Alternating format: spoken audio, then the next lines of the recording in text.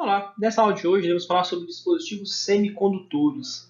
Então, eles são a base de vários dispositivos que utilizamos no dia a dia e nem sabemos, que são os processadores, diodos, os LEDs, que inclusive são feitos de dispositivos semicondutores, e por aí vai. Os semicondutores são uma classe especial de elementos cuja condutividade está entre de um bom condutor e a de isolante. Então, ele não tem a baixa resistividade como o dos condutores e nem o dielétrico de um isolante. Ele está entre os dois. Os semicondutores mais frequentemente utilizados na construção de dispositivos eletrônicos são o germânio, silício e o arsenieto de galho. Então aqui eu tenho a resistividade de vários elementos. Então vejam, nessa primeira parte aqui eu tenho os nossos condutores. Lá o cobre que a gente usa bastante, né? Então tem prata, cobre, alumínio e ouro. Eles são todos condutores porque a resistividade é bem baixa.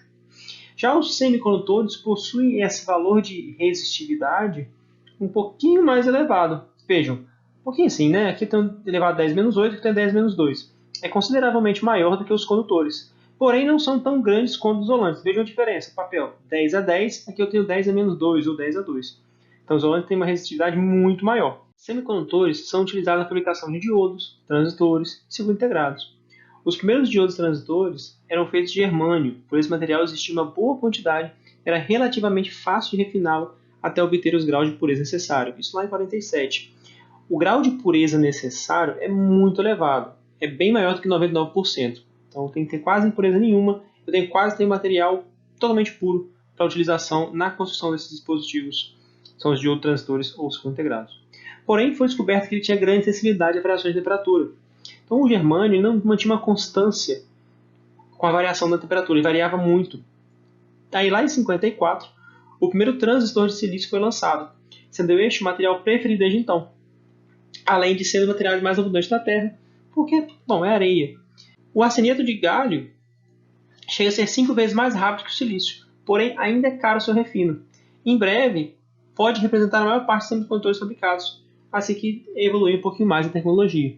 Analisando as ligações covalentes de materiais intrínsecos são aqueles 100% puros. O que eu tenho aqui? No meu átomo de silício, eu tenho 4 elétrons na camada de valência, assim como no meu átomo de germânio. Quando eu tenho arsenieto de galho, eu tenho 3 elétrons na camada de valência do galho e eu tenho 5 aqui do arsênico. Quando eu tenho material intrínseco, eu tenho essas ligações covalentes entre os átomos que formam esse cristal. Vejam que eu não tenho elétrons sobrando aqui. Todo mundo está fazendo ligação com os seus vizinhos. A mesma coisa acontece com a arseneto de galho. Todas as ligações são feitas e eu não tenho elétrons sobrando. O material intrínseco de silício, a temperatura ambiente, existem diversos portadores livres. O termo intrínseco aplica a qualquer material semicondutor que tenha sido cuidadosamente refinado para reduzir o número de impurezas a um nível muito baixo, essencialmente com o grau máximo de pureza disponibilizado pela tecnologia moderna. Então a gente considera intrínseco aquele material que é puro. No material isolante, o que eu tenho? Se eu der energia para esse meu elétron, ele não vai pular para a banda de condução. Ele não consegue ter energia, ou a energia para ele ultrapassar a banda de condução tem que ser muito elevada. Aí eu tenho uma tensão muito grande, eu vou romper aquele dielétrico e vai começar a conduzir. Já no meu semicondutor, eu tenho alguns elétrons ali nessa banda de condução. São os portadores livres. Mesmo com todas as ligações feitas, algumas são fraquinhas lá, eu tenho alguns poucos elétrons livres. Já no material condutor, eu tenho superposição dessas bandas, a banda de valência e a banda de condução, por isso eu tenho vários portadores livres, tenho vários elétrons livres que conduzem a eletricidade. O material semicondutor que tenha sido submetido a um processo de dopagem é chamado de material extrínseco, então é diferente do intrínseco, ele é mais puro, ele foi dopado, quer dizer, foi inserido impurezas nesse material. Aí eu crio dois tipos de materiais, o tipo N e o tipo P. Os materiais tipo N são criados a partir da adição de materiais com 5 elétrons na camada de valência, como antimônio, arsênio e fósforo. Impurezas difundidas com 5 elétrons na camada de valência são chamados de átomos doadores. Por quê? Eu tenho esse cristal formado de silício, no meio eu coloquei um átomo com 5 elétrons na camada de valência. O que vai acontecer então? Eu faço as 4 ligações covalentes existentes, sobrou esse elétron aqui. Materiais tipo P são criados a partir da adição de materiais com 3 elétrons na camada de valência, como boro, galho e índio, criando então uma lacuna. As impurezas difundidas com 3 elétrons de valência são chamadas de átomos aceitadores. Então vejam lá, no meu cristal de silício, quando eu adiciono esse átomo com 3 elétrons na camada de valência, vai faltar uma ligação. Então tem uma lacuna. Então essa lacuna representa uma falta de ligação com algum elétron aqui, com algum átomo de silício. Com isso, eu tenho dois fluxos, o de elétrons e o de lacunas. Então, os elétrons vão preenchendo as lacunas e as lacunas vão andando no sentido contrário. Por quê? Então, esse elétron preencheu essa lacuna veio para o lado esquerdo agora. Então, se os elétrons vão para o lado direito, as lacunas vão para o lado esquerdo. Aí eu tenho portadores majoritários e portadores minoritários. No material todo tipo N, o elétron é chamado de portador majoritário e a lacuna de portador minoritário. Por quê? Eu tenho mais elétrons do que a lacuna, eu tenho muito mais elétrons. Porque no material tipo N eu coloquei um átomo com 5 elétrons com mais valência, então está sobrando elétron. Em material tipo P, a lacuna é um portador majoritário e o elétron é um portador minoritário. Por quê? Eu botei um átomo com 3 elétrons com mais valência, então eu tenho muita lacuna e muito pouco elétron sobrando. Com isso, a lacuna vai ser o portador majoritário. Eu vou pegar material tipo P e material tipo N e eu vou conectar os dois, criando um semicondutor tipo PN. Lembrando que esses dois elementos são eletricamente neutros, não existe carga nesses elementos. Então, sem polarização, ou seja, sem a fonte, não estou conectado com nada, eu vou criar uma região de depressão. Os elétrons do material tipo N vão preencher as lacunas do material tipo P. Em contrapartida, as lacunas do material tipo P vão para o material tipo N. Então, eu vou criar essa região de depressão. Quando eu tenho a polarização reversa, ou seja, eu vou botar a tensão positiva do material tipo N e a negativa do material tipo P, o número de íons positivos descoberto na região de depressão do material tipo N aumentará devido ao grande número de elétrons livres atraídos para o potencial positivo da tensão aplicada. Por razões semelhantes, o número de íons negativos descoberto aumentará no material tipo P. Quando eu coloco a tensão positiva no material tipo N, eu vou forçar os elétrons a irem para o material tipo P, preenchendo as lacunas, e as lacunas do material tipo P vão vir para o material tipo N. O que eu estou fazendo aqui é aumentar essa camada de depressão. O único fluxo de corrente que eu tenho aqui são dos portadores minoritários. A corrente dos portadores majoritários vai ser igual a zero.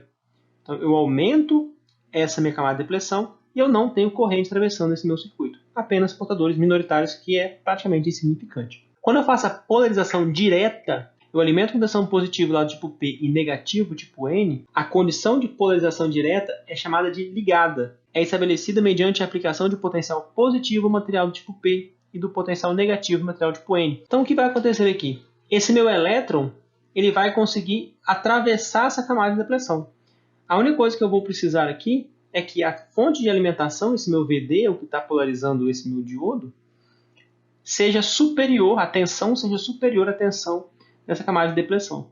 Com isso, esse dispositivo vai estar ligado. Então, a minha corrente vem aqui no sentido horário, e meus elétrons no sentido anti-horário. Então, o elétron entra aqui no meu material tipo N, ele consegue ultrapassar o material tipo P e entrar na fonte. Então, eu consigo ter esse fluxo de corrente que são dos portadores majoritários. Lembrando que a corrente convencional é o contrário da corrente de elétrons. Esse dispositivo PN é chamado de diodo. O diodo semicondutor comporta de maneira semelhante a uma chave mecânica na medida em que pode controlar se uma corrente fluirá entre esses dois terminais. Porém, essa corrente só poderá fluir em um sentido, como nós já vimos. Então, a corrente, quando está no sentido da polarização direta, ou seja, no sentido da setinha aqui, né? Então, a corrente vindo no sentido dessa seta, eu tenho a passagem de corrente. É uma chave fechada. Porém, se for no sentido contrário, vejam essa barreira aqui, ó, a corrente não atravessa aqui. Então, a corrente só atravessa no sentido da setinha, no sentido contrário, é uma chave aberta.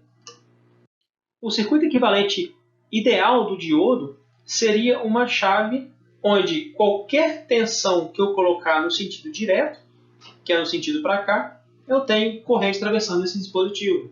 Porém, o que acontece na realidade é que eu tenho uma tensão mínima para esse diodo conduzir. Qual é essa tensão mínima? 0,7 volts. Então, eu preciso de 0,7 volts na polarização direta para ter essa corrente passando aqui. É como se eu tivesse um diodo ideal e uma fonte de 0,7 volts nesse sentido aqui. Então, essa corrente só irá fluir se eu tiver uma tensão superior a 0,7 volts. O diodo vem em vários tipos e formatos. Tem o diodo de uso geral, que é o mais conhecido, utilizado em placas que são parecidas com o encapsulamento do resistor. Eu tenho o Surface Mount, que é o SMD, ele é soldado em cima da placa. Então, essas placas de dispositivos mais refinados, digamos assim, que não consomem tanta energia, como celulares, placa-mãe, eu utilizo esse tipo de dispositivo. Assim como esse aqui de baixo, os dois são SMD, porém encapsulamento, que é o formato deles é diferente. Eu tenho diodos de potência, que eles são parafusados, porque eles aguentam muito mais corrente, a estrutura dele é mais robusta. E também tem o de potência planar, né, que também é parafusado. Essa camada aqui é para dissipar o calor emitido por ele. Existem esses tipos aqui, que são menores ainda do que os SMDs. Eu tenho diodo de potência, veja, esse capsulamento é apenas para dissipar a energia. Sempre quando tem encapsulamento maior ou com essas partes de metal, é para dissipar a potência que ele está consumindo. Então ele está esquentando, eu preciso de ter um dissipador aqui. Então esse aqui é o pontinho do parafuso para colocar no dissipador. Tem um Power Disk, que é de potência, justamente também para passar altas correntes. Esse dispositivo aqui é o multímetro. Ele mede diversas coisas: tensão contínua e alternada, corrente contínua e alternada, resistência, capacitância. Esse cara tem um modo de teste de diodo. Então o que eu faço? Eu coloco o positivo, que é aqui esse pino, do lado de cá, e o comum do meu multímetro do lado de cá do diodo. Na medida de resistência, que é esse lado de cá, uma baixa resistência e, ao contrário, uma alta resistência. Por quê? Nesse sentido, que é a polarização direta, eu tenho minha corrente atravessando. Já no sentido contrário, aqui eu não tenho corrente atravessando, só os potentores minoritários. Então aqui, obviamente, eu tenho uma resistência baixa e no sentido contrário, uma resistência alta. E onde eu aplico esse diodo? Uma aplicação muito comum do diodo na conversão de corrente alternada para contínua. Como eu faço isso? Utilizando uma retificação, que nesse caso aqui é de meia onda. Então a corrente alternada, no primeiro semiciclo eu tenho a tensão positiva, no segundo semiciclo eu tenho a tensão negativa. Quando eu coloco no diodo, o que vai acontecer? Essa parte positiva aqui vai alimentar aqui com uma polarização direta. Então eu tenho corrente atravessando. Qual que vai ser o resultado aqui? Uma tensão positiva, tirando 0,7 volts aqui, que fica no diodo, né? Agora, nesse semiciclo negativo, eu tenho a polarização reversa desse meu diodo, ou seja, não atravessa nada para esse meu resistor. Então, nesse segundo semiciclo, eu tenho tensão zero aqui. Como a corrente alternada ela se repete, ela teria um novo semiciclo positivo e depois um semiciclo negativo. Vejam, eu transformei essa corrente alternada numa corrente pulsante.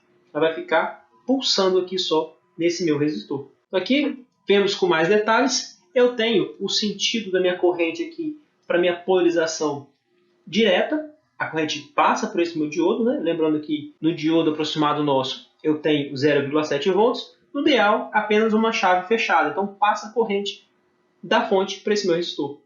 Na polarização reversa já não acontece isso. Por quê?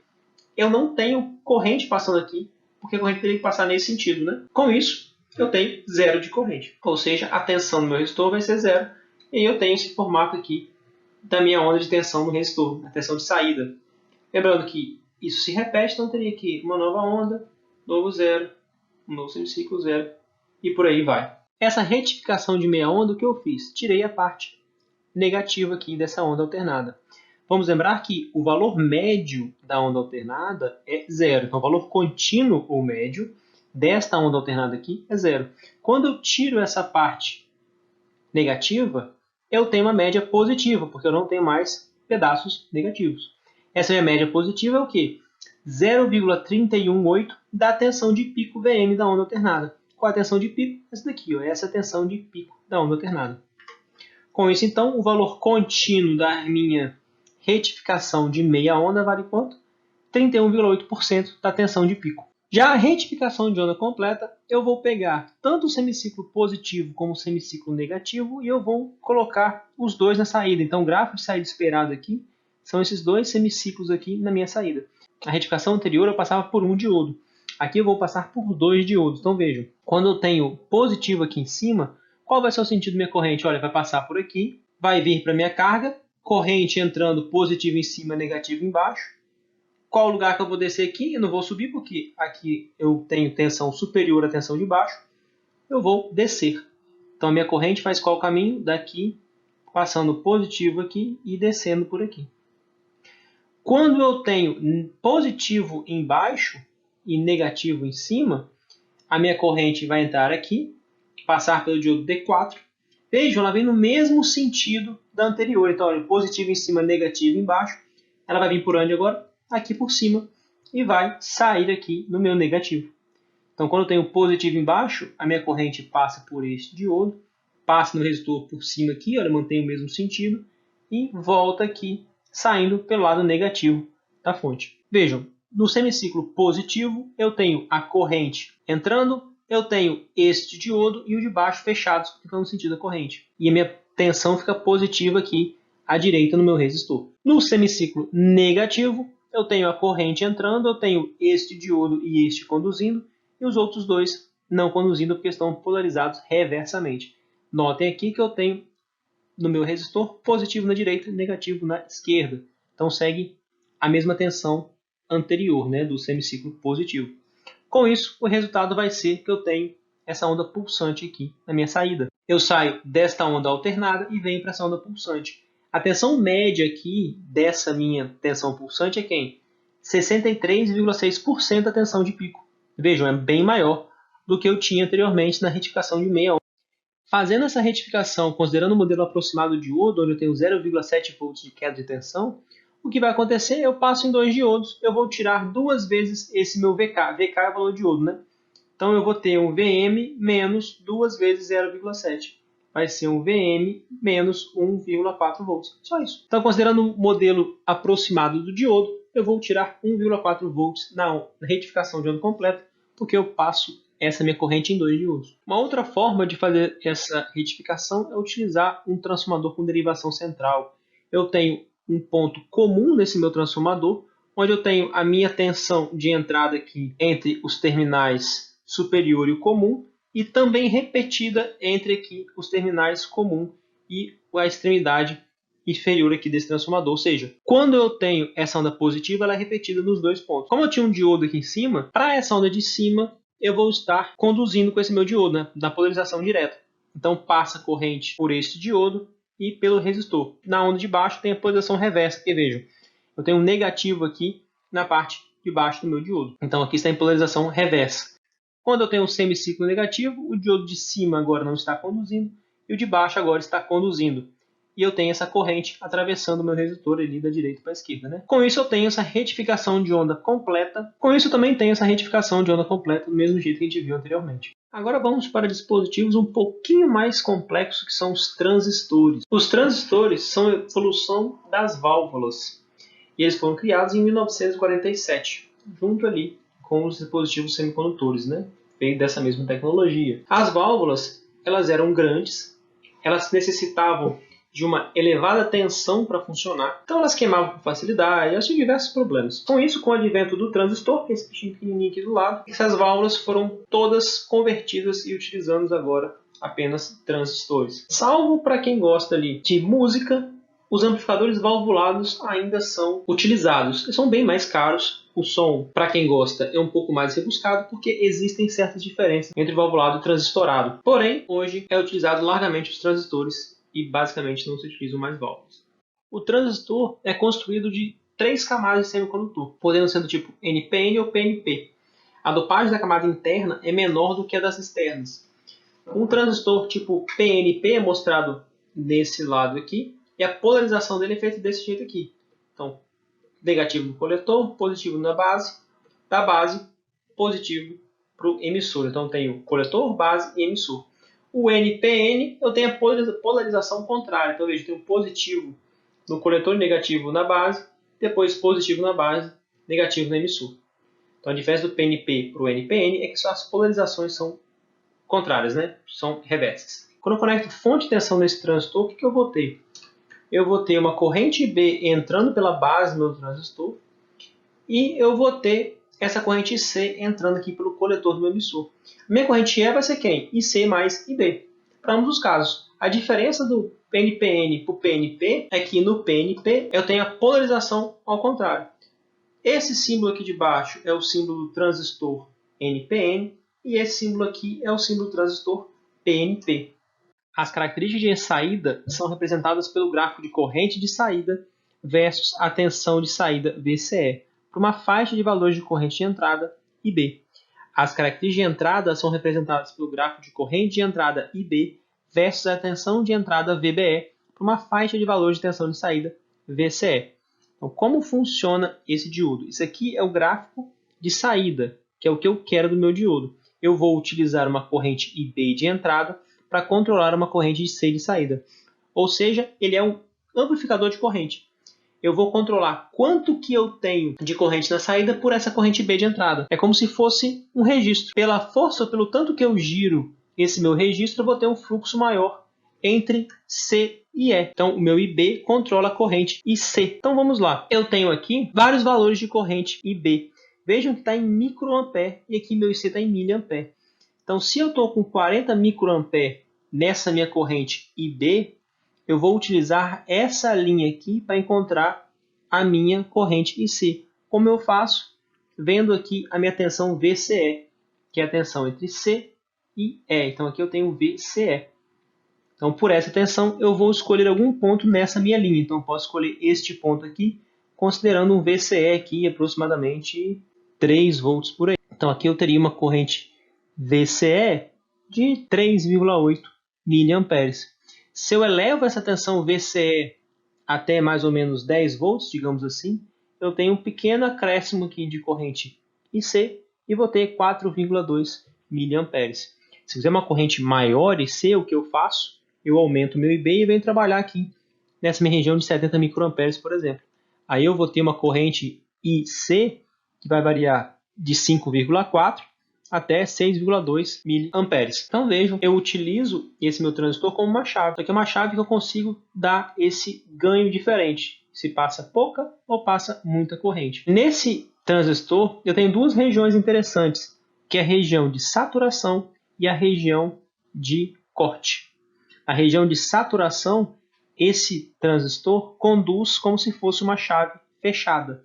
Já na região de corte, esse transistor não conduz. Então, quando eu tenho meu IB igual a zero, eu não tenho corrente entrando no IB, é uma chave aberta. Então, não passa corrente IC nesse meu transistor, ou seja, uma chave aberta. Se eu pego um VCE muito baixo, é bem pequenininho aqui, ó, aproximadamente zero, eu tenho que esse transistor está na região saturada, ou seja, ele é uma chave fechada. Então, é como se fosse o diodo, porém eu controlo a corrente desse meu diodo. Eu determino pela minha tensão VCE e pela minha corrente B se esse transistor está aberto, fechado ou se tem algum ganho proporcional ali à minha corrente IB. No modo CC, eu tenho a relação de IC e IB como sendo beta é igual a IC sobre B. Beta é o ganho do meu transistor. IC e IB são determinados em um ponto específico de operação naquela curva característica que eu mostrei anteriormente, e beta é esse ganho. Esse ganho pode variar de 50 a 400 ou até ainda mais.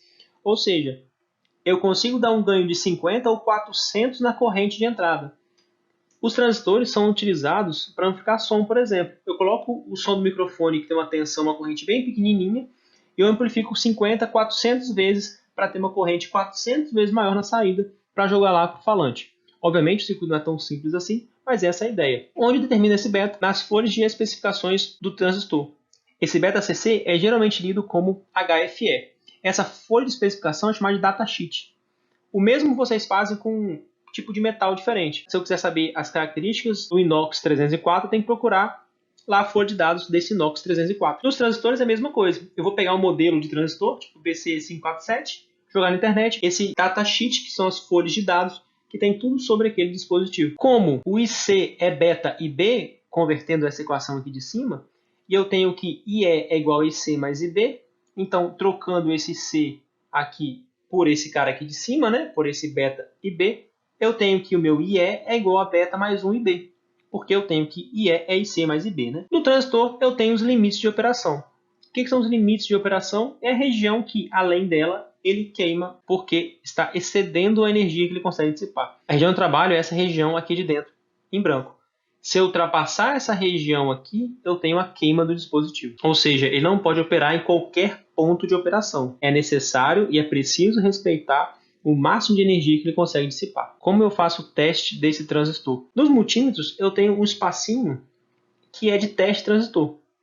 Então tem lá emissor, base, coletor, emissor, que são os pontinhos que eu vou colocar o emissor, base, coletor aqui nesse transistor, e ele vai indicar qual que é o beta daquele transistor. Mesmo que eu tenha dois transistores de mesma marca e de mesmo modelo, ele pode ter betas diferentes, que são diferenças na fabricação.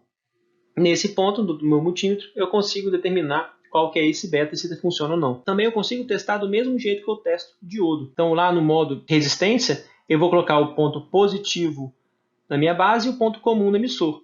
Eu vou ter uma baixa resistência, como se fosse um diodo diretamente polarizado.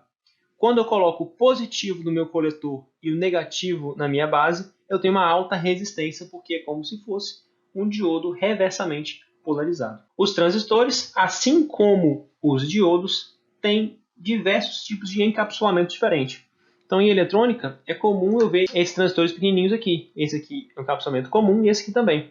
Esse não permite o acoplamento de dissipador de calor. Já esse de cá permite, porque esse parafuso aqui vai pendurar um dissipador de calor. Ou esse daqui, vejam que é de potência, parecido muito com o diodo. Eu tenho até dois pininhos também, igualzinho o diodo anteriormente. E eu tenho esses pontos aqui para fixar ele em painéis para dissipar energia. A diferença do diodo é que no casco, nessa parte de metal, eu tenho o meu coletor. Então tem diversos tipos diferentes, inclusive transistores de potência ou transistores SMD, que são os de montagem em superfície. Então aqui é como eu tenho esse transistor dentro do encapsulamento. Então esse é o encapsulamento de epóxi. Então lá dentro eu tenho esses três contatos, que seria o coletor, base e emissor, e eu tenho um pedaço pequenininho ali de semicondutor, que é o transistor de fato, e dois fiozinhos ali para poder passar a corrente de um lado para o outro. Então, ele é um dispositivo muito pequenininho. Esse formato maior dele é só o encapsulamento dele. Quando você quebra, você vê que ele é bem pequenininho. Agora iremos falar de amplificadores operacionais.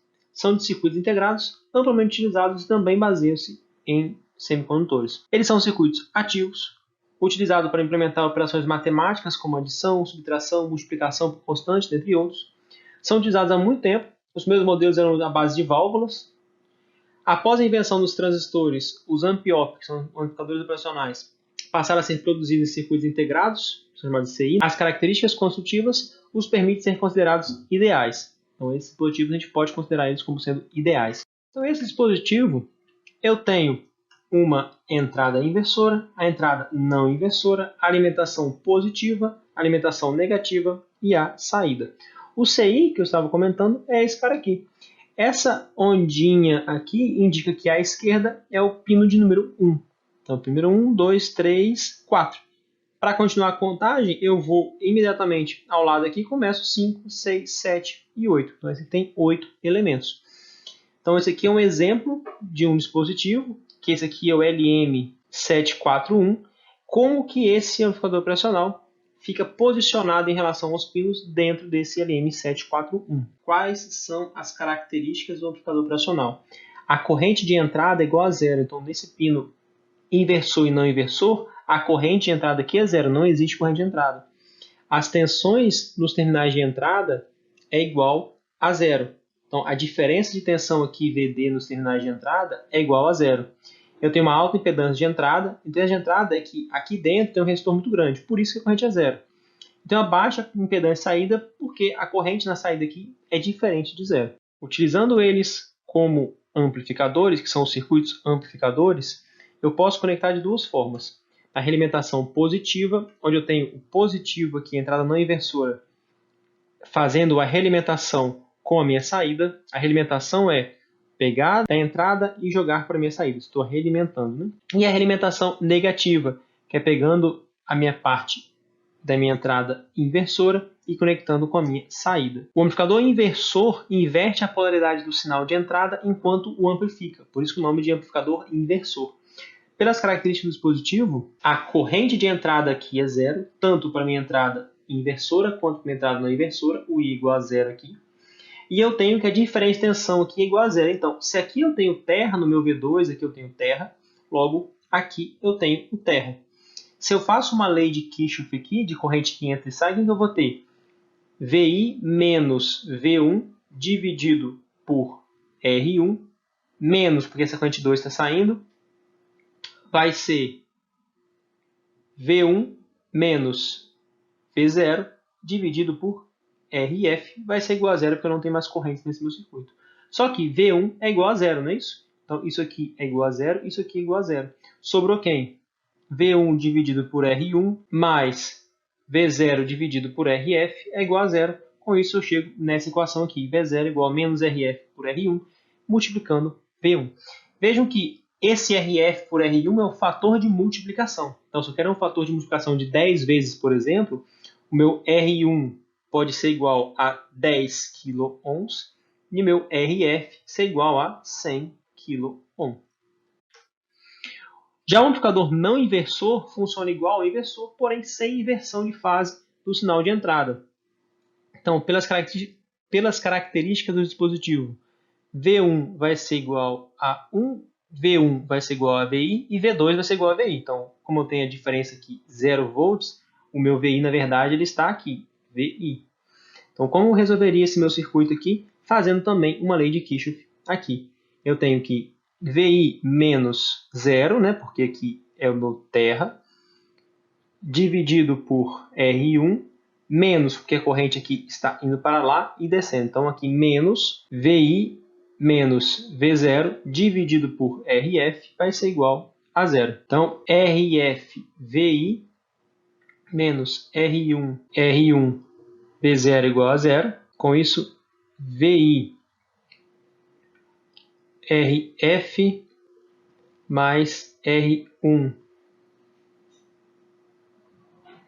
vai ser igual a R1 V0, que é o 0. V0 vai ser jogando esse R1 aqui para baixo, então vai ficar RF por R1 mais 1, que multiplica VI, e eu vou ter essa equação aqui de baixo. V0 igual a 1 mais RF sobre R1, que multiplica VI. Vejam que aqui é impossível ter um ganho menor do que 1, porque eu tenho 1 somando aqui. Já no caso inversor, eu podia ter um ganho menor do que 1. Porém, aqui eu tenho uma amplificação positiva. Eu não tenho inversão da onda na minha saída. O circuito somador é o circuito que realiza a operação de soma entre as entradas, além de aplicar um ganho a elas. Então, o circuito somador inversor, que é esse montado aqui, eu coloquei várias entradas aqui naquele circuito inversor.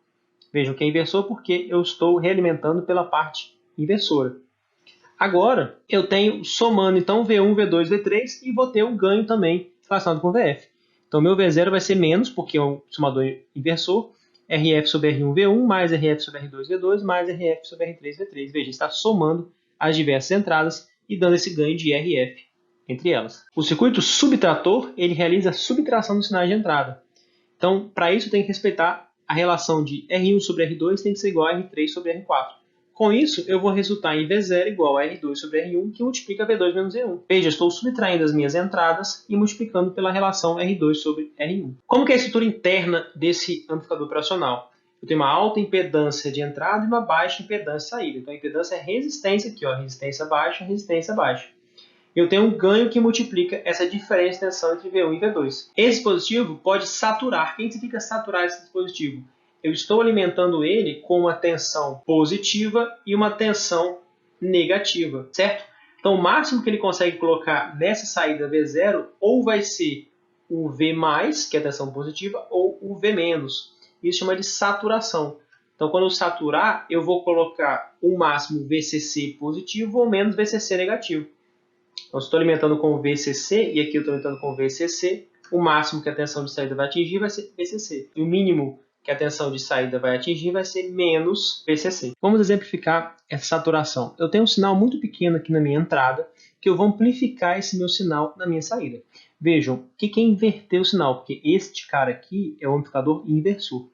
Olha, eu comecei com o semiciclo positivo. Aqui agora eu comecei com o semiciclo negativo. Isso que é inverter o sinal. Quando eu faço amplificação e eu estou respeitando o V+, e o V-, eu tenho essa amplificação bonitinha dentro dessa faixa aqui, entre V- e V+. Quando eu aumento o meu RF e faço uma amplificação maior, eu posso chegar na saturação do dispositivo. O que acontece? Essa minha onda era para chegar aqui e chegar aqui.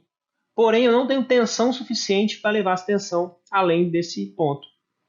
Com isso, eu tenho a saturação. Ele corta a minha onda, ele ceifa a onda. Nesses pontinhos aqui, eu gero altas frequências, que gera uma distorção. O efeito de pedal de guitarra, um deles é utilizando esse dispositivo aqui. Eu saturo minha onda, eu corto ela e acabo dando aquela distorção. O overdrive é feito dessa maneira. Eu tenho também o circuito comparador. O circuito comparador ele pode ser considerado como um amplificador não inversor com RF infinito e R1 igual a zero. Considerado assim em malha aberta. Malha aberta é porque eu não tenho aquela realimentação com a minha entrada. Então, o circuito comparador, eu vou comparar duas entradas. Então, neste caso aqui, eu vou comparar o 0 volt, porque aqui está no zero, com VI. Se VI for maior do que 0 volt, na minha saída eu vou colocar o VCC, ou V+. Se eu tenho VI menor do que 0 volt, na minha saída eu vou colocar menos VCC, ou V-, que é a alimentação negativa desse meu amplificador operacional. Exemplificando um comparador com referência no terra, que é o que a gente viu anteriormente, quando eu tenho a parte positiva, independente do valor dela, eu vou colocar quem? A fonte positiva aqui. Cruzou para o zero aqui, eu vou ter quem? A fonte negativa. Ele vai comparar. Se a entrada não inversora for maior do que a entrada inversora, joga o positivo. Se a entrada não inversora for menor do que a entrada inversora, joga o negativo. Ele vai comparar o valor dessas duas entradas. Agora eu posso fazer uma referência diferente de zero. Eu posso colocar um VREF. Então agora o que vai acontecer?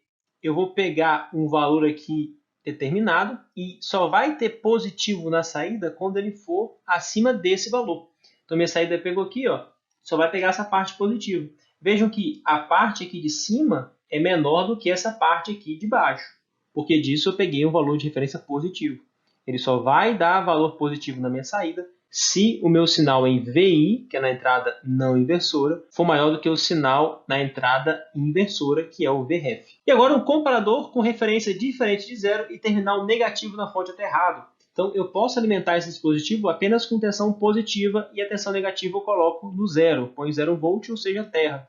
Com isso, se eu tenho a tensão na minha entrada não inversora menor do que a tensão de referência aqui na entrada inversora, ao invés de jogar V-, eu vou fazer o quê? Jogar terra, porque na verdade esse meu terra aqui é meu V-. Então meu V- nesse caso é 0 volt. Então eu faço essa onda pulsada aqui, onde eu tenho esse pedacinho aqui menor do que essa parte, porque eu tenho essa referência positiva aqui. O LED é um diodo emissor de luz. Os diodos de silício e germânio, a maior porcentagem de energia convertida durante a recombinação na junção é dissipada na forma de calor no interior da estrutura. E a luz emitida é insignificante. O diodo de arsenito de galho emite luz invisível na zona infravermelho, durante esse processo de recombinação da junção PN. Por meio de outras combinações de elementos, uma luz visível coerente pode ser gerada, com diversas possibilidades de cores. Aqui temos a curva padrão de resposta do olho humano, que tem um pico no vermelho, que tem um pico no verde, e desce para amarelo, laranja e vermelho. E o azul ali do outro lado.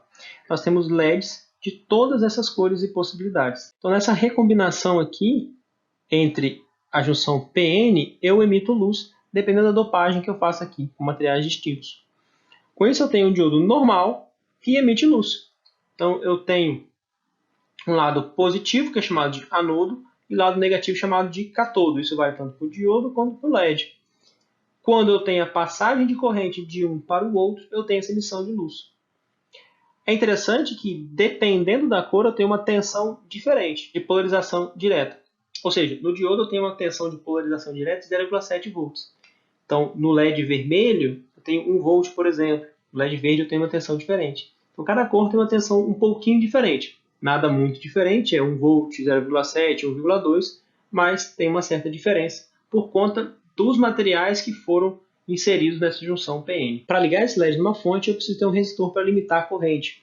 A corrente do LED, normalmente máxima de trabalho, ou ideal de trabalho, tem que ser 20 mA, não pode ultrapassar isso. Se eu considerar a tensão desse LED de 1,2 volts e a tensão da minha fonte de 12 volts, como eu vou determinar esse meu R? Vou fazer aqui uma malha, pela lei de Kirchhoff das tensões, eu vou fazer 12 menos 1,2 menos R vezes I igual a 0. Qual que é esse I? Tem que ser de quanto? 20 mA. Então aqui eu vou ter 10,8 vai ser igual a R vezes 20 mili. Então essa minha resistência vai ter que ser 10,8 dividido por 20 mili. Essa resistência tem que ser de 540 kΩ. E aqui acabamos nossa aula sobre dispositivos semicondutores.